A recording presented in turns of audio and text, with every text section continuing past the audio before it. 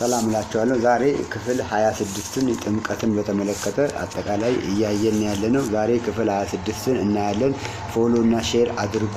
እኔ በትምህርት ወደ እናንተ መጣለሁ። እናንተ ደግሞ ፎሎ እና ሼር በማድረግ ከትምህርቴም ተካፋይ እንድትሆኑ። ያመነ የተጠመቀ ይድናል አለን እንጂ ያመነ ብቻ ይድናል አላለም። ማመን ብቻ የኃጢአት ስርየትን አያስወግድም።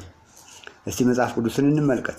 አንደኛ ዮሐንስ ምዕራፍ 2 ቁጥር 12 ልጆች ሆይ ኃጢአታችሁ ስለ ስሙ ተሰርዮላችኋልና እጽፍላችኋለሁ።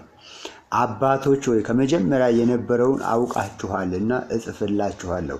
ጎበዞች ሆይ ክፉውን አሸንፋችኋልና እጽፍላችኋለሁ። ልጆች ሆይ አብን አውቃችኋልና እጽፍላችኋለሁ።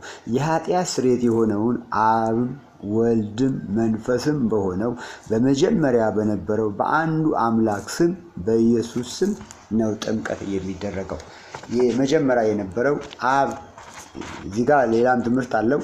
ኢየሱስ አብም እንደሆነ ነው እዚህ ጋር የሚያሳየው። ስለዚህ እርሱን አውቃችኋል አለ። ኃጢአቱ ስለ ስሙ ተሰርዮላችኋል። አያችሁ፣ ኃጢአት የሚሰረየው በስሙ የኃጢአት ስርየት ጥምቀት ስንጠመቅ ነው። ስለዚህ ፎሎ እና ሼር ማድረግን አትርሱ። በዚህ አበረታቱኝ። እኔም በትምህርት ችግር የለም፣ የትምህርት ነገር ችግር ስለሌለ ሁሉ ጊዜ ሙሉ ነው ትምህርቱ። ስለዚህ ፎሎ እና ሼርን እንዳትረሱ። አሳድጉኝ፣ እስቲ አሳድጉኝ።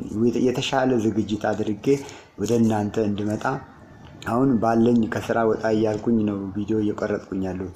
ሙሉ ጊዜን ሰጥቼ በነፃነት እናንተን እንዳገለግል በር አመቻቹልኝ። ፎሎ እና ሼር አድርጉ ማለት ነው።